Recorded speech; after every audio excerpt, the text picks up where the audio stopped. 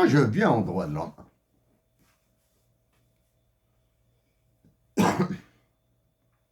Par quoi devrais-je commencer mes mots sur les droits de l'homme? Par quoi?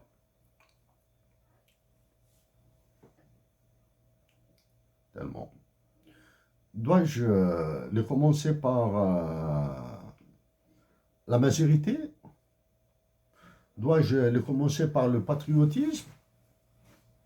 Dois-je les commencer par les condamnations à tort et à travers? Non, je préfère les commencer par ça.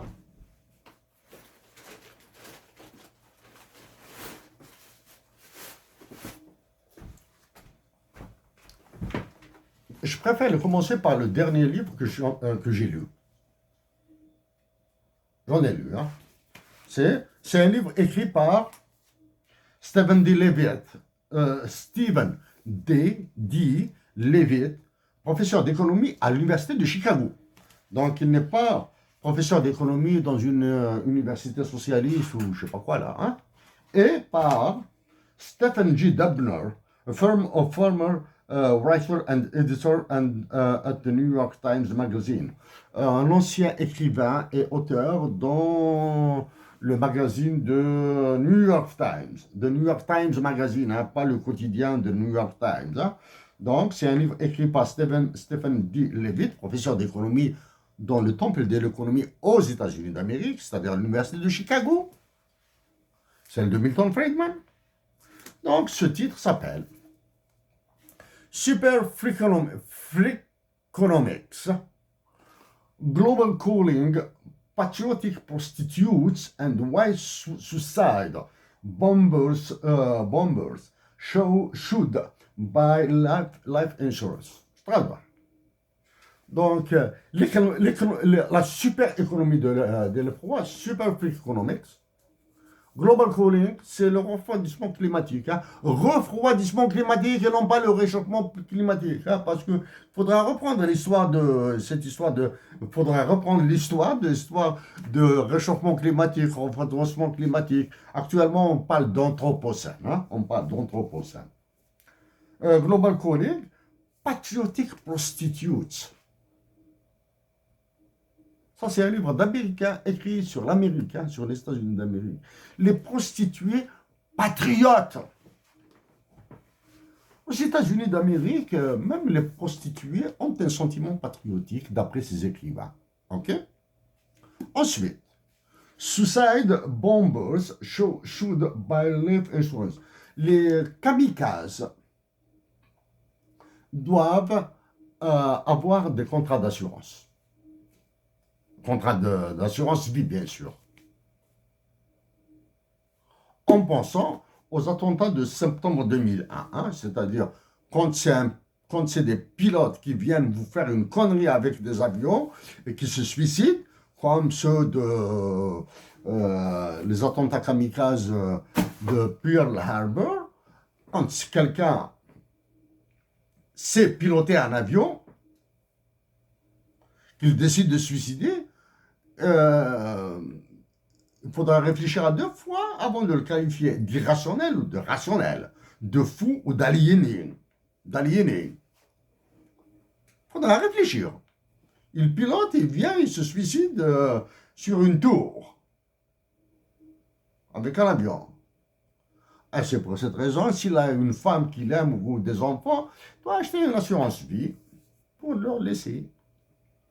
Bon, ça c'est de l'économie. Maintenant donc, les droits de l'homme. La meilleure façon pour moi de les commencer, c'est d'aller vers la hauteur. Loulas Matoub a battu Hossein Ahmed dans l'une de ses œuvres. Là où il dit, Ahmed, en faisant allusion à la rencontre de Londres de 1985 entre Hossein Ahmed et Ahmed Ben Bella, il a dit, Lounas Matoub a dit, Ahmed et Hossein متفقين درنت دوكليز دايريا. C'est une œuvre en flamme contre Hossein Ahmed. Est-ce que Hossein Ahmed a fait rancune, a tenu rancune? Al-Ounas, au contraire. Hussein, il s'est élevé encore plus haut. Il a qualifié Lounas Matoub, après son assassinat, d'homme, après sa prise en otage, d'homme emblématique. D'homme emblématique. Ensuite, Lounas a rencontré Hussein, etc. Ensuite, Lounas, après avoir rencontré Hussein, il a donné un autre sens à ses œuvres, etc.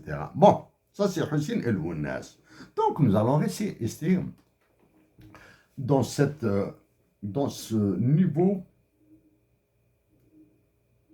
de générosité et d'absence de rancœur ou de ressentiment ou d'un autre sentiment de dédain envers certaines personnes. La nation algérienne, les amazirophones, les amazirs plutôt, pas les amazirophones, les amazirs du sud de l'Algérie, de l'est, de l'ouest, je dis bien, du sud de l'Algérie, de l'est et de l'ouest, doivent repenser à Mohamed Haroun, et oublier certains autres là. Oublier ceci sans les effacer. Parce que Mohamed Haroun a fait de la majorité de l'Algérie une noblesse. Il n'a pas fait un business ou bien une ambition politique. Il a fait une noblesse, Mohamed Haroun. Ok? Quand j'étais enfant, 12, 13 ans, la première chanson, quand j'avais commencé à lire des livres, bien sûr, on m'a forcé, d'Ahmed, paix à son âme, m'a forcé à lire des livres et d'autres. Commençaient à nous apprendre des chansons. La première chanson que j'ai apprise à fredonner, la première chanson de toute ma vie, populaire, c'était Akshish de Attar de Farhati Mazirni Moula. C'est Mahlouf, un voisin, qui nous l'apprenait. Il était plus âgé que nous. Il nous apprenait à fredonner cette chanson. Akshish de Attar. Tum التفات الشراب تشوارخ مني دهنان ثم توت السندوي تاع سعيد أقشش لي ودات غرغارتي لا سيسيني نغمان مي قالك من بوشا ماريسي وقال يساولي يماس أمي ونا ضاع عطار في دم دورنا وياس etc. Bon, apprendre par cœur, c'est impossible pour moi. Donc ensuite, ils ont appris ensuite. Ça, c'est Akshish de Attar, c'est la première chanson que j'ai apprise comme ça, à fredonner. Ensuite, on l'écoutait à la radio. Ensuite, il nous a appris à fredonner Chérif Khaddam. L'œuvre de Chérif Khaddam, là où il dit Sleri yimma tnadami anna شاركت في كاس là où il chante Chérif Khaddam, il chante sa mère là. Ami fadni kawen, ima fadni kawen, c'est-à-dire mes seins sont secs, etc. شاركت في كاس etc. C'est Chérif Khaddam. Et Chérif Khaddam, parmi mes cousins qui l'admirent, qui admirent Chérif Khaddam. Ah, ça c'est après, c'est venu après quand je voyageais avec lui de Vougelil à Alger ou de Vougelil jusqu'à Alger, jusqu'à Bilda ou quelque chose comme ça. C'était Zoubir. Dans la voiture de Zoubir, Chérif Khaddam, c'était le Seigneur. C'était le Seigneur. Donc Farhati Mazirni Moula, c'est la première œuvre. Première chanson, c'est Akshish de Attar. Plus les autres. تفسوت ثمانين الود وشايع ça c'est après ils sont venus après ود وشايع تفسوت ثمانين أمزرتي le déserteur hein pas de Boris Vian l'œuvre là je comprends pas les mots du poète libyen Al Mahrouk bon bref Farhat, Farhat, Imazir les Moula. Ensuite, il y a le Farhat du mouvement d'autonomie pour la Kabylie, ensuite de l'indépendance de la Kabylie, etc. Ben, il fait ce qu'il fait. Qu'est-ce qu'il fait? Le condamner à perpétuité, à mort. Voilà. Farhat, d'ailleurs, bon, je vais vérifier rapidement. À laquelle peine parce que les peines de mort et les perpètes tombent comme Farhat Mehni condamné Farhat Mehni condamné à perpétuité. Ah, quel est ce général qui a condamné Farhat à perpétuité? Parce que c'est un général qui condamne à perpétuité en Algérie. Ce sont les généraux qui condamnent à perpétuité en Algérie. Ce n'est ni le ministre de la Justice, ni les procureurs, ni les juges. Ni les procureurs, ni les juges, personne ne condamne à perpétuité. Ce sont les généraux qui condamnent à perpétuité. Ce sont eux. Ce sont eux, la justice, la loi, la force, la violence, tout.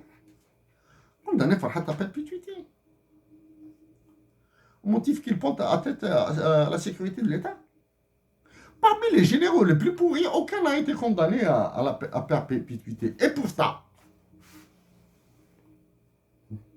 ce sont eux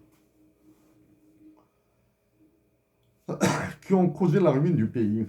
Quelle est la part de la dictature militaire dans le caractère de sous-développement qui frappe l'Algérie? Oh. Condamner Farhat Mehni à perpétuité? Ou bien c'est tout simplement, puisque la dernière session des droits de l'homme de Genève, à Genève, a donné les résultats qu'on connaît, elle a donné les résultats. Puisque ça fait longtemps là, hein, je ne veux pas revenir sur les droits de l'homme, etc. Puisqu'elle ne donne pas non, aucune conséquence, et puisque le nouveau commissaire a apparemment annulé sa visite en Algérie qui était prévue pour le 26 novembre, hein, 25 ou 26 novembre, il l'a annulé. Donc, continuez, c'est pas grave. Macron, continuez à violer les droits de l'homme, ça c'est Macron. Continuez à massacrer les droits de l'homme. Actuellement, je vais compter sur vous, les généraux algériens, pour que vous laissiez l'Algérie à ma disposition. À ma disposition. Ensuite, s'il y a un changement, quelque chose, moi je saurai comment prendre les Algériens par le côté cœur pour leur dire ça, la mémoire et toutes ces salades-là de la mémoire. Alors, la mémoire de la nation algérienne, de la révolution algérienne doit être entretenue par le peuple. Quelle mouche quelle est cette folie, quelle est cette débilité qui vous a poussé à condamner Farhat à perpétuité? Quelle est atteinte à la sécurité de l'État? Non, dans sécurité de l'État, etc., vous mettez tout. Je vous rappelle, ça c'est Farhat Imazir Moula. Pour moi, Imazir Moula, c'est une institution. Hein? Imazir Moula, le groupe Imazir Moula, la bande de la troupe, dans laquelle il y avait un certain moment Zahir Adjou, il y avait Mohamed Ali Kazar, etc. Ah, c'est monumental, là. Hein? Oh. C'est pas toutes les années, c'est pas toutes les années, ce ne sont pas toutes les décennies que nous aurons des œuvres comme Massif Il-Tchahir. Condamner Farhat, condamner tous ces gens, ces jeunes innocents qui ont été abandonnés sur le cours de ce mouvement dévastateur du Hirak. Le moment que torturés, violés, envoyés en prison, kidnappés, etc., leurs familles sont menacées, les condamner pour occuper de l'agitation parce que l'UFMI vous impose des lois, parce que actuellement c'est au tour de la Banque mondiale de vous imposer sa batterie de lois.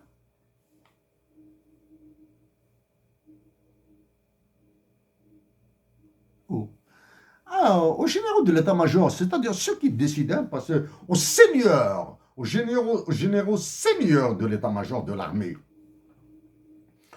et à ces généraux qui sont tapis derrière la prétendue fausse retraite, etc., qui probablement tirent les ficelles, etc., pour sauver leur peau, je ne sais pas quoi, là. Qu'est-ce que ça vous fait de condamner des Algériens innocents. Innocents.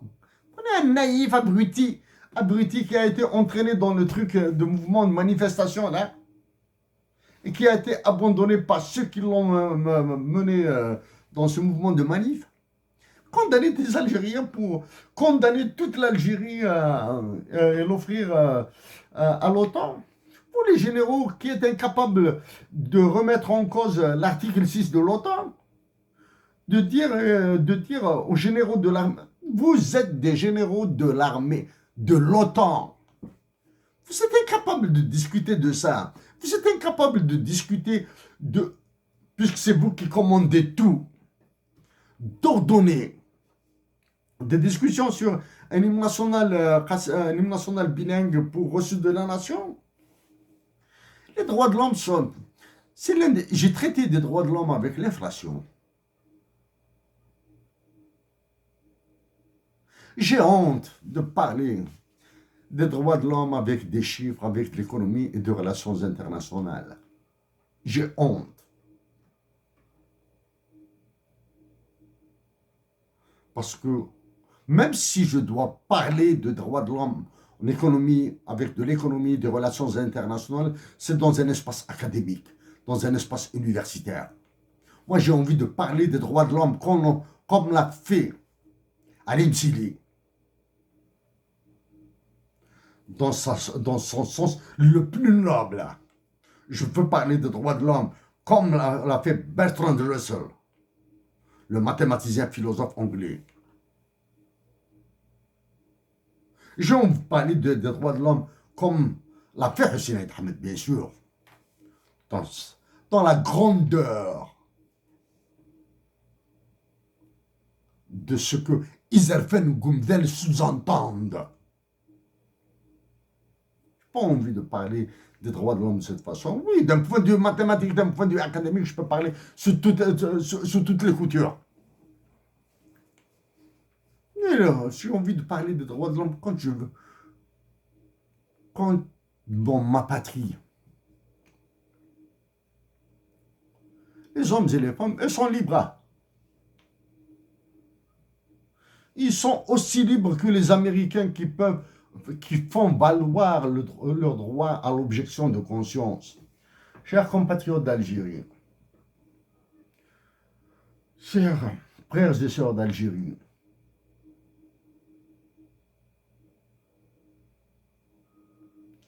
il est temps que vous réagissiez.